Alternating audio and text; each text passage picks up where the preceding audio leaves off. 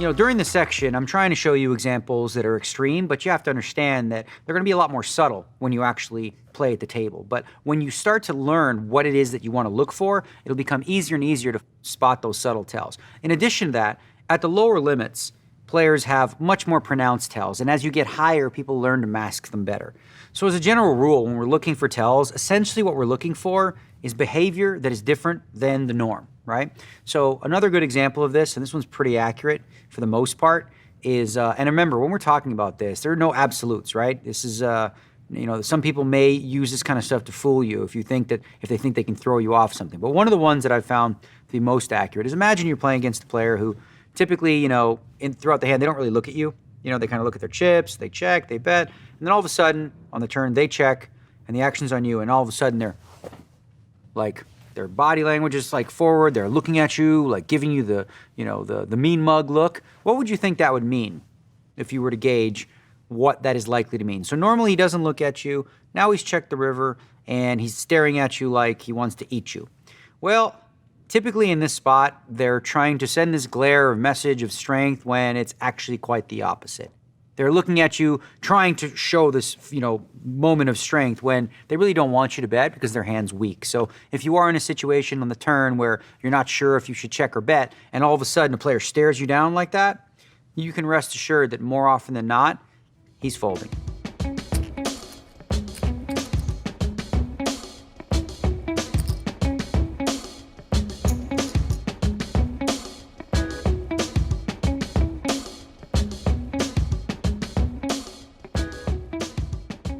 If you've played in a poker room pretty much anywhere in this country or the world, you're going to hear the sound of crickets. You're going to hear, as people are talking and playing, the chip shuffling, okay? It's pretty common for most poker players to fidget in this way. And you can actually glean a lot of information based on how people are shuffling their chips in key situations. For example, you want to be watching the chip shuffle, and all of a sudden, say, for example, you notice that after a big bet, the chip shuffler all of a sudden freezes and stops, okay? They may be doing this consciously, and they may do this every single time. But again, you want to look for that because it could mean that they're uncomfortable and they're not trying to bring attention to themselves, so they notice that they were shuffling chips and they stop. A much more subtle and effective thing to look for, because this is one that can be controlled. People, stopping their shuffle is something they're doing consciously. Whereas the other, possibility is someone starts, normally they say they're shuffling at this speed, kind of slow and controlled. You can hear the sound. And then all of a sudden, after a bet, they start.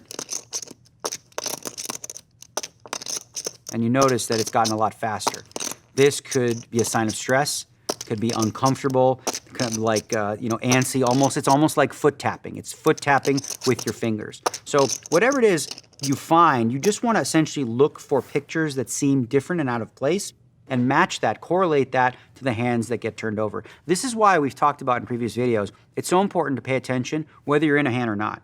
Specifically for physical tells, these are patterns that players are typically going to have, whether it's against you or other players as well, if it is in fact a pattern. And the more data accumulation you can do with situations like this, the more often you're going to be able to make amazingly good decisions based simply on the fact that they're giving it away by the fact that they stopped shuffling, or that they sped up, or that they slowed down, or whatever the case may be.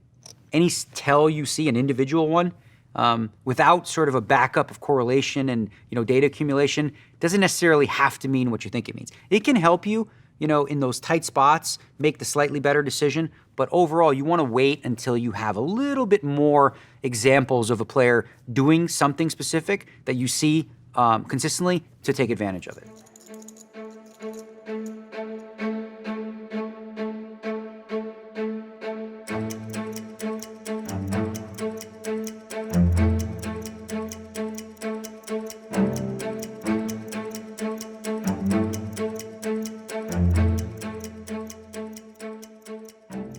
So this next tell is a real doozy. It's probably one that has made me the most money, and it is one that is far more prevalent with new players. As you get higher in stakes, players are very aware of this and much more cognizant of what their eyes are doing. But typically, our eyes are connected to our mind, and when we see something we like, our eyes will do something. When we see something we don't like, our eyes may do something different. So what we're going to look at is the classic chip glance tell. okay?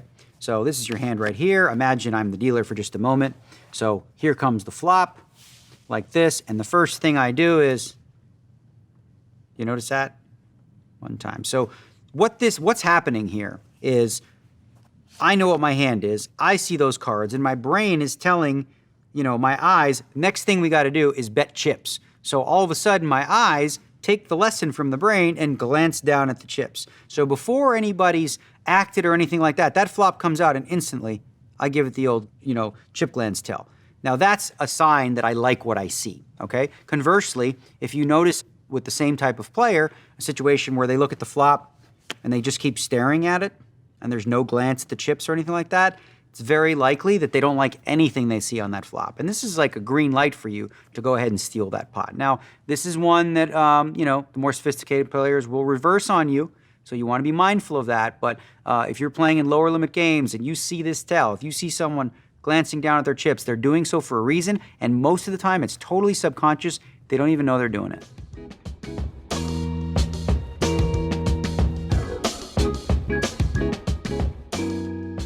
I grew up playing Limit Hold'em, okay? And Limit Hold'em is a much faster game. In Limit Hold'em, people don't, sit in the tank and think. It's usually bang, bang, bang very fast, right? So often when I would be playing in a game, I would, reach for my chips, look down, and as I'm looking at my chips, I'm watching my opponent. If my opponent already has their arm extended before I've even bet the chips, they're giving me information about what they're going to do. I haven't made my bet yet. Now, this isn't illegal. This isn't an angle shoot. Obviously, if you go like this and you go, up, I check. Now, that's borderline, but you have every right to watch a player, and when you look at your cards and you decide whether or not you're going to bet, you can watch their arm, and if it's reaching forward, that means they're coming. They're either coming with a call or they're coming with a raise.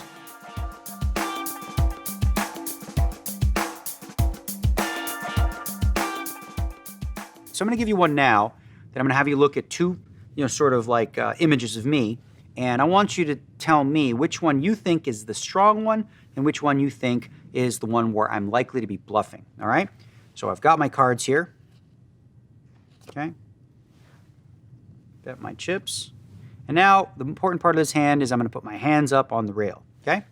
So I've got my hands here. Now I've bet and I'm looking at you, everything's comfortable. So my hands are right here. You got that? Got that memorized? All right, now we're gonna do the same thing where we looked at my cards, bet, and this time I'm gonna put my hands like this.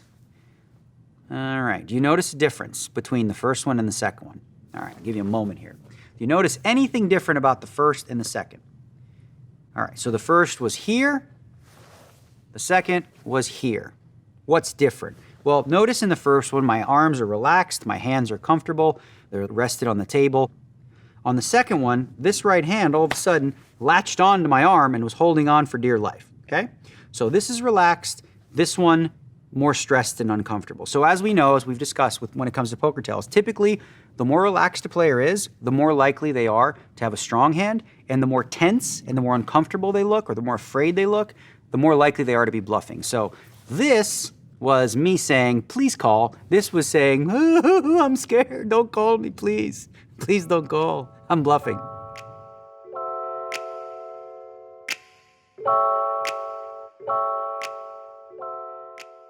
So when I first started playing poker in Las Vegas, smoking was pretty common. Luckily, we've outlawed it. It's a nasty habit. You don't want to start. I don't smoke, but we've got one here because I want to help illustrate another version of a tell that you can look for if you play in a house game or something along those lines where people smoke. And it's also an example that you can stretch past just smoking. It's in general about bringing attention to yourself versus not. So I'm going to give you two different looks once again. I want you to tell me which one do you think is more likely to be the bluff. We're going to put the cigarette aside for just a second. I look over at my cards. I go ahead and bet. And now imagine I have a cigarette in my hand. So I take my drag. These things even smell bad when you don't smoke them. Take my drag and then blow out a very small mushroom cloud. Nothing too big, right? So that's the first one. The second one is, of course, same bet. Taking cigarette, leaning back. However people do it, I don't even know how to smoke properly, and then like this, okay? So the first one, again, is very small exhale. You barely see the smoke come out. The second one is a comfortable, relaxed, and whatnot. So which one is more likely to be the bluff, and why? All right, so if you guess the first one is the bluff, you're correct. Typically speaking, when someone is trying to avoid drawing any attention to themselves, they're more likely to be weak. So they're trying to stay as still as possible. They don't want to bring attention to themselves. The player who blows out the big mushroom cloud of smoke doesn't really mind as much because he's more comfortable. This is something subtle that people don't even realize that they're doing. So again, you want to look for situations not just with a cigarette, but in general when people are closed up, keeping their head down, engaged in such as like small box, maybe arms folded, just making themselves as small as possible. This versus something like this or relaxed, whichever way they go, you can gain information from that. And again, like I said, with all these things, and I'm going to repeat it again, you must be thinking about data accumulation. Don't just use one time and correlate it as this always means that, because then you're going to get fooled.